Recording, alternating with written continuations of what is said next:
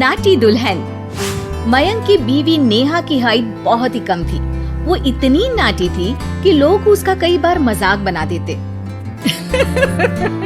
अरे नेहा, तेरे लिए तो मुझे किचन में टेबल रखना पड़ेगा।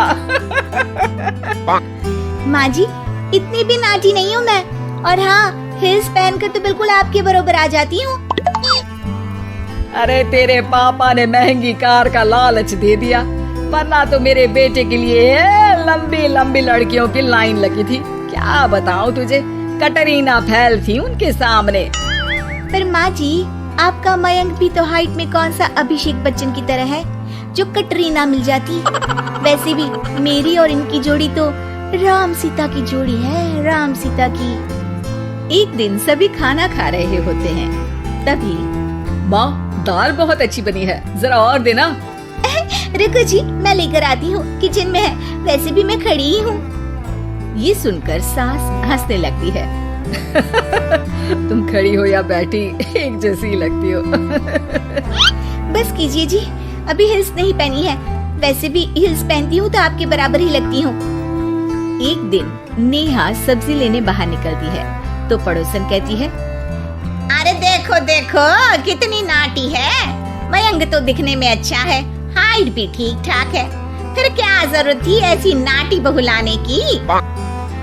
दहेज बहन, दहेज, अंधे हो गए थे पैसों के पीछे, अब करे जगह साई।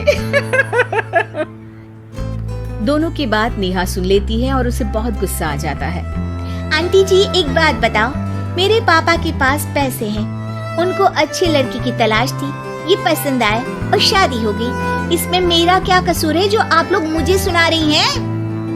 अरे नहीं नहीं नेहा, हम तो तेरी सास की बात कर रहे थे कि कितनी लालची औरत है।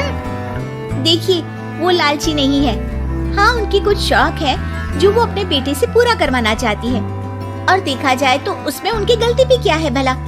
अगर इन्होंने मुझसे शादी की है तो जरूर कुछ न कुछ तो अच्छाई नजर आई होगी ना। और अब ना तो मैं आपकी बहू हूँ और ना ही आपके रिश्तेदारों को मुझसे मिलना है, फिर ये बात समझ नहीं आई कि आप इतना परेशान क्यों हो रही हैं। ये बोलकर नेहा वहाँ से निकल जाती है। नेहा, चलो तैयार हो जाओ, हम लोगों को एक पार्टी में जाना है। नेहा तैयार होकर पार्टी में जाती है, जहाँ मयंक का दोस्त उससे कहता है, अरे मयंक, तू लकी है यार, तेरी बीवी की हाइट इतनी कम है कि तुझे बच्चे की जरूरत ही नहीं है, भाभी ही बच्ची जैसी है। और मयंक, मेरी बीवी इतनी कम हाइट की हो ना तो मैं तो घर से बाहर ही ना निकलूं, कहीं फुदक कर चली गई तो लेने के देने पड़ जाएंगे। सभी नेहा पर हंसने लगते हैं। तभी पार्टी की जगह पर आग लग जाती है। अरे भागो यहाँ से, जल्दी करो, निकलो यहाँ से। अरे लेकिन बाहर के दरवाजे पर ही आग है, अब कैसे बाहर निकलेंगे, कोई रास्ता भी नहीं है। अरे रास्ता है ना, अगर कोई इस खिड़की से बाहर निकलकर अगर सामने के दरवाजे में आग को बुझा दे तो सब निकल सकते हैं। तभी नेहा उस छोटे से जरोखे से बाहर निकलकर आग को बुझा देती है। अरे वाह, भाभी जी ने तो आज हम सबको बचा लिया। वाह भाई वाह, बीवी हो तो ऐसी, अपने पति ही नहीं बल्कि यहाँ मौजूद सभी की जान बचा ली है इसने। भाई मयंक, माफ कर देना, तेरी बीवी तो सच में कमाल है। मुझे ये बात पता है और मुझे मेरी बीवी पर गर्व है। नेहा मुस्कुराकर अपने पति की तरफ देखती है। कुछ दिनों बाद जब नेहा और उसकी सास मार्केट जाती है, वहाँ पर, अरे भैया, ये कपड़ा तो देना, कितने का पड़ेगा? माता जी, ये तो बहुत महंगा कपड़ा है, लेकिन अब बस सिर्फ 2 मीटर ही बचा है, मेरे तो किसी काम का है नहीं ये टुकड़ा, तो आप 100 रुपया ही दे दीजिए।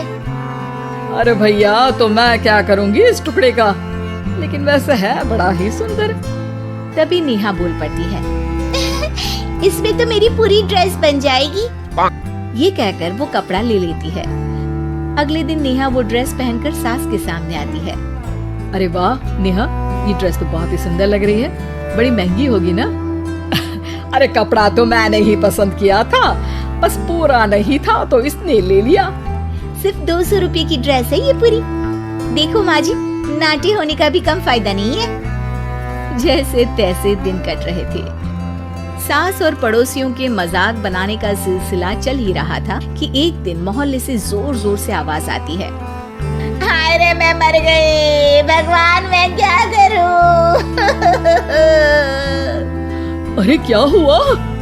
देखते हैं तो सभी एक हॉल के सामने भीड़ लगाकर खड़े हैं। मेरा बेटा प्रिंस गड्ढे में गिर गया है। पड़ोसन जोर जोर से रोने लगती है कि तभी वहाँ नेहा आ जाती है।